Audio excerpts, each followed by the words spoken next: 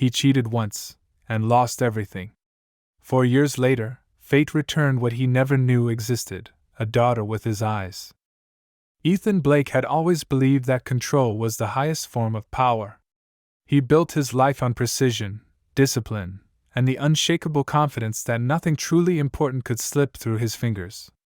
At 36, he was already a billionaire, the public face of an empire that stretched across continents, luxury hotels, private resorts, investments that shaped markets. People admired him, feared him, envied him. No one questioned his authority, and very few dared to question his choices. Except her. Emma Carter had entered his life quietly, without ambition or calculation. She did not ask for gifts or access, did not seem impressed by the world he commanded so effortlessly. She listened more than she spoke, observed more than she demanded. With her, Ethan felt something unfamiliar, ease. He mistook it for permanence. The night everything broke was ordinary in the most dangerous way. A charity gala, too much champagne, the dull exhaustion of pretending to be interested in conversations that meant nothing. Emma had stayed home, tired, distant in a way he chose not to notice. When a beautiful stranger laughed at his jokes and made him feel untouchable again, Ethan did not stop himself. He told himself it was meaningless. A moment. A mistake that would never matter. It mattered. Emma didn't scream when she found out. She didn't cry or accuse him the way he half expected her to. She stood very still, her face pale, her blue eyes unnervingly calm.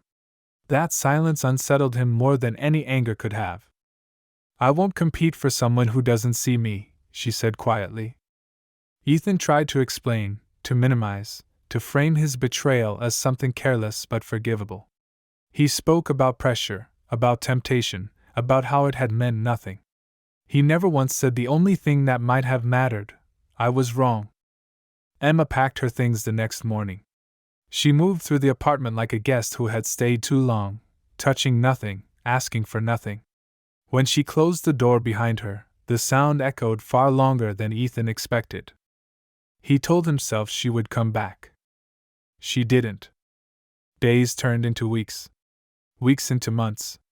Emma vanished completely, ignoring his calls, his messages, his carefully worded apologies. Ethan buried himself in work, convinced that success would drown out the discomfort growing in his chest. He replaced love with motion, intimacy with achievement. What he never knew, what would haunt him years later, was that Emma had walked away carrying more than heartbreak. By the time she left his world behind, she was already pregnant. And Ethan Blake, a man who believed nothing escaped his control, remained blind to the most important truth of his life. Emma learned the weight of silence long before she understood its consequences. In the weeks after she left Ethan, she moved through life as if underwater, every sound muffled, every emotion dulled by exhaustion and disbelief.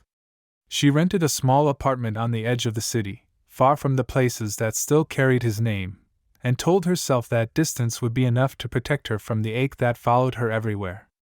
It wasn't. The nausea came first, subtle and easy to ignore. Emma blamed stress, the lingering shock of heartbreak, the long hours she worked to keep herself distracted.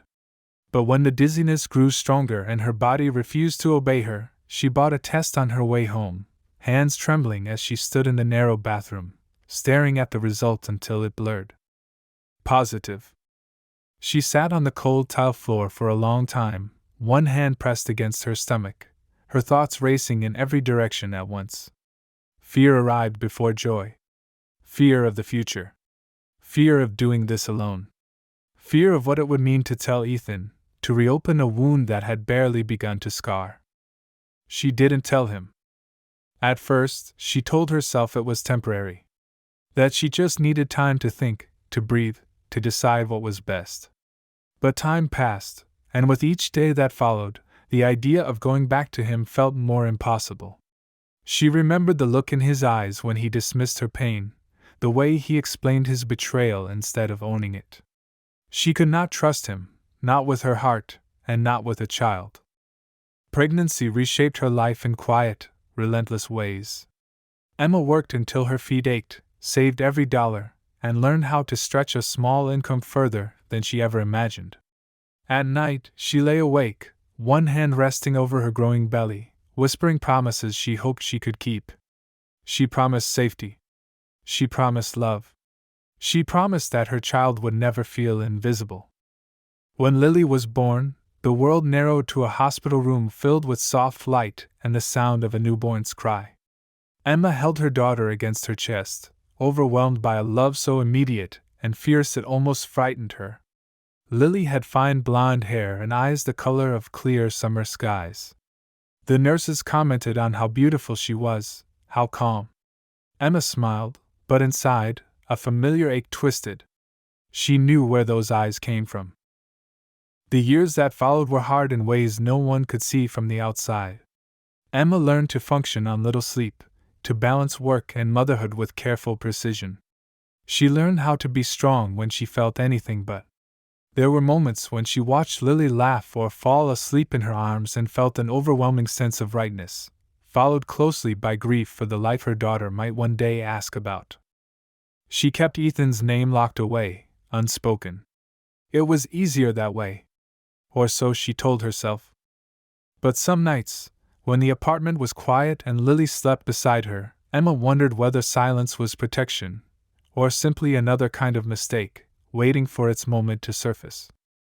For years passed without mercy or pause. Time did not heal Emma so much as it reshaped her, teaching her endurance instead of relief. She became efficient, measured, careful with every decision she made. Her life revolved around Lily, around schedules, small joys, and constant vigilance. There was no room for regret, no space for longing. Or so she believed. Lily grew into a bright, curious child, her laughter filling the apartment with a warmth Emma had once thought impossible to feel again. She had her mother's gentle nature and her father's unmistakable features. Strangers often stopped to comment on her beauty, her pale blonde hair that curled softly at the ends, her striking blue eyes that seemed too knowing for someone so young. Each compliment carried a quiet sting, a reminder of the truth Emma carried alone. Emma avoided the world that belonged to Ethan Blake. She chose jobs that kept her invisible, turned down opportunities that might bring unwanted attention, and learned how to say no without explaining herself. It was safer that way. She told herself that Lily did not need a man who had once chosen recklessness over responsibility. She told herself that love, when broken, did not always deserve repair. Ethan, meanwhile, lived with a different kind of absence. From the outside, his life looked flawless. His companies thrived, his wealth multiplied, his name appeared regularly in magazines beside headlines celebrating his success. But inside, something remained unfinished. He moved from place to place, relationship to relationship, never allowing himself to feel too deeply. His engagement to Laura felt like a solution rather than a desire, an attempt to create stability where emotion had failed him. He regretted his betrayal more than he ever admitted. Not because of what he lost in reputation or comfort, but because of the way Emma had looked at him when she walked away, disappointed, not furious.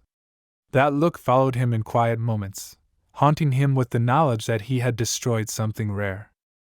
The collision came without warning. Ethan was in New York to oversee renovations at one of his flagship hotels. The lobby buzzed with activity, guests checking in and out, conversations blending into a familiar hum. He stepped out of the elevator, reviewing messages on his phone, when a small voice cut through the noise. "Mom, my legs are tired." Ethan looked up. Emma stood near the reception desk, her hand wrapped protectively around a little girl's. She looked older, but not diminished, stronger, perhaps, in a way that startled him. The child beside her was small, blonde, and achingly familiar. Blue eyes met his. The world narrowed. Ethan felt something inside him break open, sharp and immediate. He stared, unable to look away, his breath caught somewhere between disbelief and certainty. The girl leaned closer to Emma, unaware of the man whose life she had just shaken to its core. Emma felt his gaze before she saw him. When she turned and their eyes met, the past surged forward with devastating force. For a heartbeat, neither of them moved. 4 years of silence collapsed into a single moment. Ethan understood then, without proof, without words. Some truths did not need confirmation. And as he stood there, facing the woman he had never truly stopped loving and the child who carried his eyes, he realized that the life he thought he had built was about to change forever.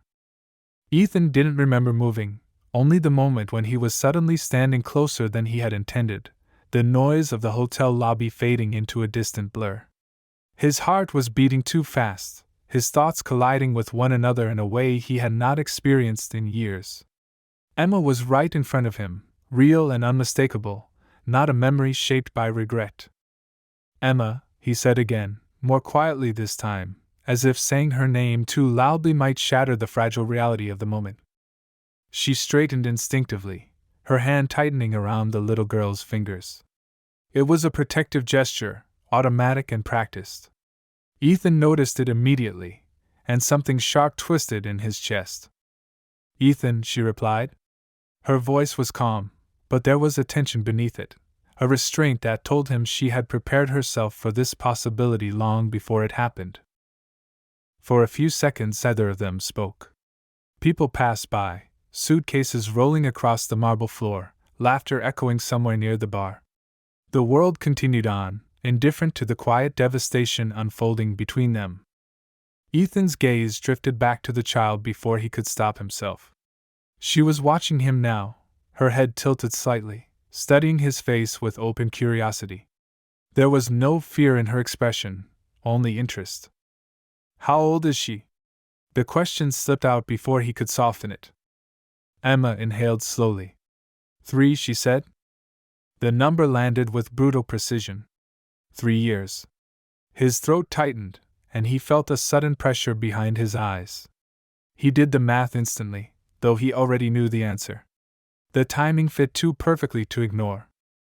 "And her name?" he asked. "Lily." The girl smiled faintly when she heard her name, then tugged at Emma's hand. "Mom, who is he?" Emma's lips parted, then closed again. For a moment, Ethan thought she wouldn't answer at all. Finally, she said, "He's someone I used to know." The words were simple, but they cut deeply. "I need to talk to you," Ethan said, lowering his voice. "Please." Emma hesitated. Her eyes flicked briefly toward Lily, then back to him. "This isn't the place." "I know," he said quickly. "Just 5 minutes. That's all I'm asking." She studied his face, searching for something, arrogance, perhaps, or entitlement. Whatever she was looking for, she didn't seem to find it. After a long pause, she nodded once. They moved to a quieter corner of the lobby, Lily perched on a nearby chair, swinging her legs as Emma stood close enough to touch her. Ethan noticed how Emma never fully turned her back on her daughter, how every part of her attention remained divided. "You shouldn't be here," Emma said softly. "Not like this." "I didn't plan it," Ethan replied. "I swear." "I know." Her tone was firm but not unkind. "That doesn't change anything." He swallowed. "Why didn't you tell me?" Emma's eyes hardened slightly, the warmth fading. "Because when I needed you to see me, you didn't." "That was 4 years ago," he said, immediately regretting how dismissive it sounded. "And it still mattered," she answered. "It mattered enough to change my entire life." Silence stretched between them. Lily hopped off the chair and wandered a few steps away, humming to herself. Emma's body tensed instantly, her eyes tracking every movement. "Is she mine?" Ethan asked finally, his voice barely audible. Emma didn't answer right away. When she did, her voice was steady, but her eyes betrayed exhaustion deeper than anger. "She is my daughter. I've raised her alone. I've made every decision, wiped every tear, stayed awake through every fever.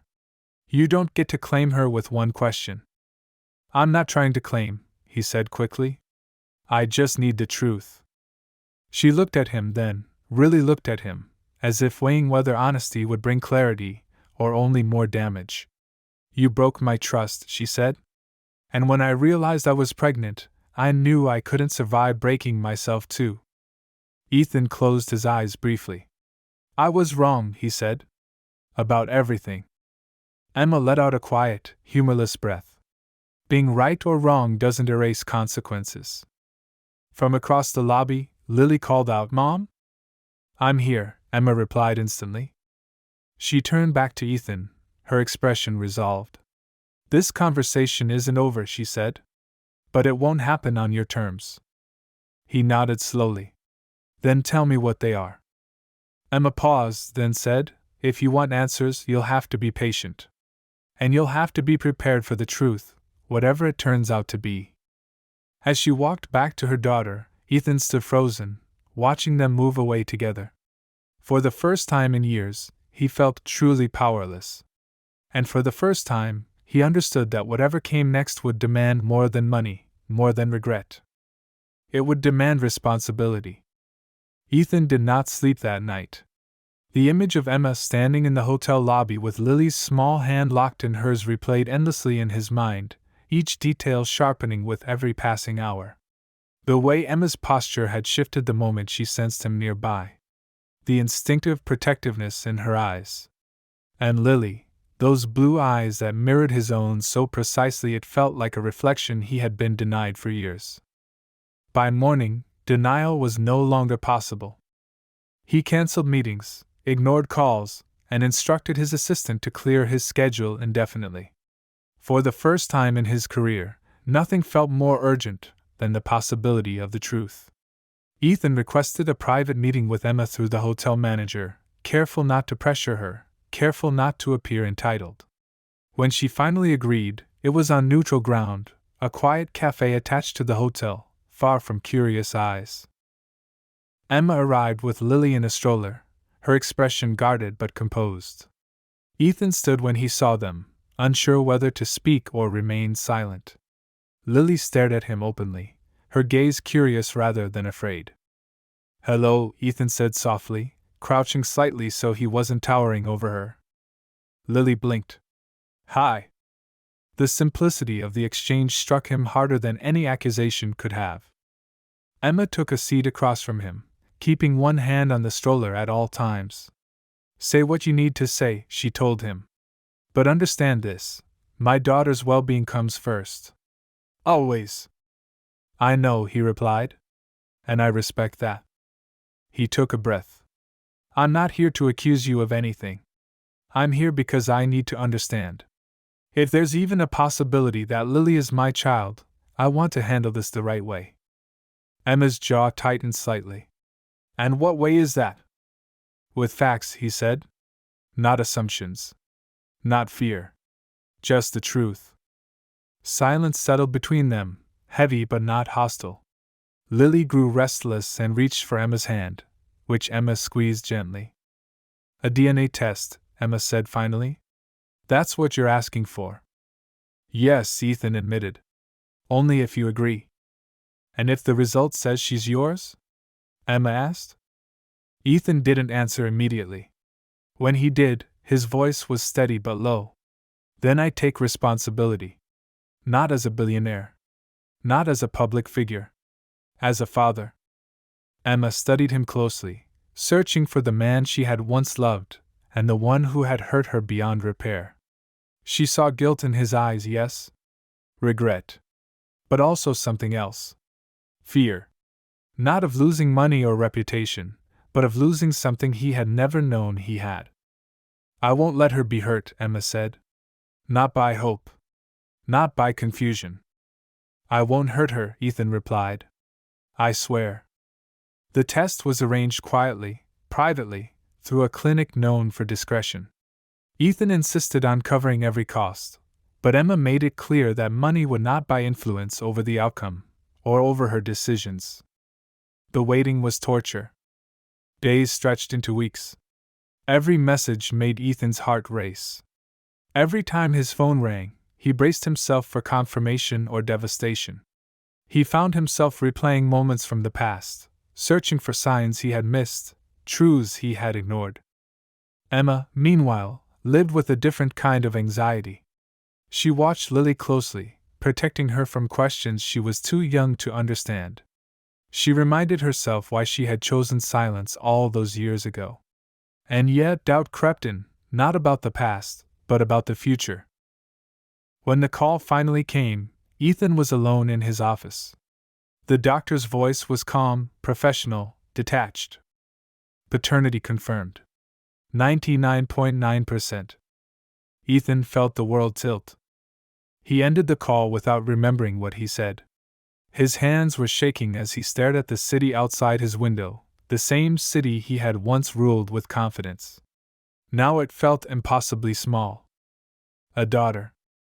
The word echoed through him with a force that stole his breath. He dropped into his chair, covering his face with his hands as something raw and unfamiliar broke free from his chest. I was blind, he whispered into the empty room. God, I was blind. Tears came without warning, without restraint. Not for what he had lost, but for what he had almost missed forever. And in that moment, Ethan understood that this truth did not give him rights. It gave him responsibility. The confirmation changed everything, yet it gave Ethan nothing he could hold on to easily. Knowing Lily was his daughter did not open doors, it demanded patience, humility, and restraint, qualities he had never been forced to develop before. For the first time in his life, power was useless. This was not a negotiation or a deal to be closed. This was a fragile reality that could be destroyed with a single wrong move. Emma did not rush to meet him after the results arrived. She needed time to absorb the truth, time to decide what it meant for her daughter, time to protect the life she had built with such care. Ethan respected that, though every hour of waiting felt heavier than the last. He sent one message, short and careful, promising he would follow her lead and asking only for the chance to do right by Lily. When Emma finally agreed to meet, it was on her terms. A quiet public park in the late afternoon, where children played and life went on without paying attention to private upheavals. Lily ran ahead toward the swings, her laughter light and unburdened. Ethan watched her from a distance, afraid that stepping closer too quickly would frighten her, or Emma. She knows nothing, Emma said, standing beside him. To her, you're just a man she's seen a few times. I won't confuse her. I understand, Ethan replied. I won't push. They sat on a bench, close enough to speak but not to touch. Emma's posture remained guarded, her eyes never fully leaving Lily. Ethan noticed everything, the way Emma's shoulders only relaxed when Lily laughed, the way her voice softened whenever she called her name. I don't expect forgiveness, Ethan said after a while. And I'm not here to rewrite the past. Emma's lips pressed together. Good. Because I can't forget it. I wouldn't ask you to. He paused. All I want is the chance to be present. Slowly. Correctly. Emma studied him in silence. Being present means showing up when it's inconvenient. When it costs you something. I know, he said. And I'm ready for that. Days turned into weeks, and Ethan followed through. He didn't overwhelm Lily with attention or gifts. He showed up when Emma allowed it, brief visits to the park, short walks, quiet conversations where he let Lily set the pace. Sometimes she ignored him completely. Sometimes she asked him simple questions that caught him off guard. Why do you have the same eyes as me? She asked one afternoon. Ethan glanced at Emma, uncertain. Emma nodded slightly. Because we're family, he said carefully. Lily considered this, then shrugged and ran back to the swings. Those moments mattered more than any grand gesture. Ethan learned to measure progress in inches, not leaps. He listened more than he spoke. He accepted Emma's boundaries without complaint. And slowly, almost imperceptibly, Lily began to include him, handing him a toy, asking him to push the swing, sitting beside him instead of across from him. Emma watched it all with conflicted emotions. Relief, fear, resentment, hope, sometimes all at once. She saw effort in Ethan she had never witnessed before. Not ambition, not charm, but quiet consistency. Still, trust did not return easily. It trembled, uncertain, waiting to see if it would be broken again. One evening, after Lily had fallen asleep during a short visit to Emma's apartment, Ethan stood by the door, reluctant to leave. "I know I don't deserve this," he said softly. "But thank you for letting me try." Emma looked at him for a long moment. "Don't thank me," she replied. "Earn it. Every day." Ethan nodded. For the first time, the path ahead was clear, not easy, not guaranteed, but honest. And for him, that was the beginning of something entirely new. Trust did not return to Emma's life quietly. It arrived in fragments, uneven and cautious, shaped by observation rather than promises. She watched Ethan closely, not for what he said, but for what he did when no one was watching. She noticed how he adjusted his schedule without complaint, how he arrived on time and left when asked, how he never contradicted her decisions in front of Lily. He was learning restraint, and that, more than anything, unsettled her. Lily's world widened slowly. What began as short, supervised visits turned into longer afternoons.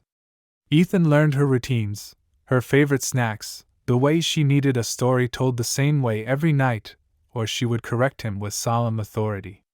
He learned that she was afraid of loud thunder, that she loved animals more than toys, that she hummed when she concentrated. Each detail felt like a gift he had not earned but was determined to protect.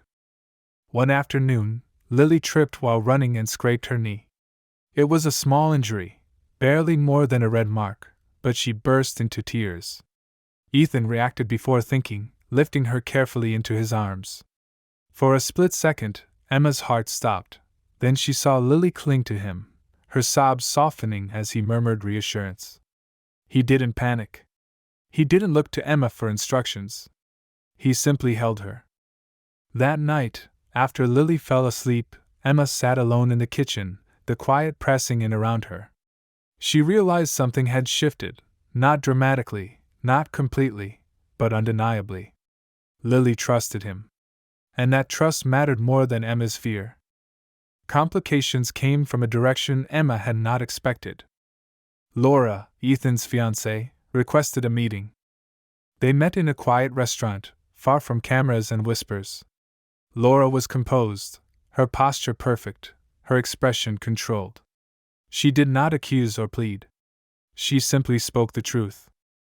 "I always knew he loved someone else," Laura said calmly. "I just didn't know it would be this." Emma listened, wary but honest. "I never planned to disrupt his life." Laura smiled faintly.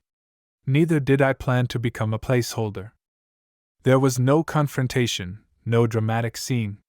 Laura ended the engagement shortly after, issuing a polite statement to the press and stepping away with dignity. Ethan did not try to stop her. For once, he chose truth over appearance. The decision came with consequences. The media speculated. Investors whispered. Ethan accepted it all without defense. For the first time, he refused to hide. When Emma found out, she confronted him. "You didn't have to do that." "Yes," he said simply. "I did." Still, fear lingered. One evening, after a long day, Emma voiced the thought she had tried to bury. "What happens when this becomes difficult?" she asked. "When it stops feeling meaningful and starts feeling inconvenient?" Ethan didn't answer right away. He looked at Lily sleeping on the couch, her chest rising and falling steadily. "Then I stay," he said. "Because that's what I failed to do before." Weeks later, Lily asked a question that changed everything. "Can I call you Dad?" The room went silent. Ethan felt his breath catch, his throat tightening so painfully he thought he might speak and fail. He looked at Emma, searching her face for guidance, permission, refusal, anything. Emma hesitated only a moment. "That's Lily's choice," she said quietly. Ethan knelt in front of his daughter. "You can," he said carefully. "But only if you want to. I'll still be here either way." Lily considered this with all the seriousness of her 3 years, then smiled. "Okay, Dad." Emma turned away before either of them could see her cry. That night, as Emma lay awake listening to Lily breathe, she realized the truths she had been avoiding. Love had found its way back into her life not through grand apologies or dramatic change, but through consistency, humility, and time. The future was still uncertain. Pain was still possible. But for the first time, it was no longer something she faced alone. And neither was Lily. Life began to change in ways so subtle that Emma almost didn't notice at first. There was no sudden declaration, no dramatic turning point that marked the beginning of something new. Instead, change arrived quietly, woven into ordinary days that no longer felt quite so heavy. Mornings were calmer. Evenings stretched longer. And somewhere between shared routines and unspoken understanding, the past loosened its grip. Ethan became part of their everyday world. Not as a visitor, not as a guest, but as someone whose presence no longer needed explanation. He learned the rhythm of their home, respected its rules, and never tried to reshape it to fit himself. He arrived early, left when Lily grew tired, and stayed away when Emma needed space. He didn't argue. He adapted. That was what frightened Emma the most. One evening, as they prepared dinner together while Lily colored at the table, Emma caught herself laughing at something Ethan said. The sound startled her. It felt unfamiliar, almost dangerous. She fell silent immediately, as if joy itself required permission. Ethan noticed but said nothing. He had learned that some realizations needed to be met with patience, not questions. Later that night, after Lily was asleep, Emma stood by the window, watching the city lights flicker on one by one. Ethan waited behind her, unsure whether to speak. I don't know how to trust what I feel, she said quietly, without turning around.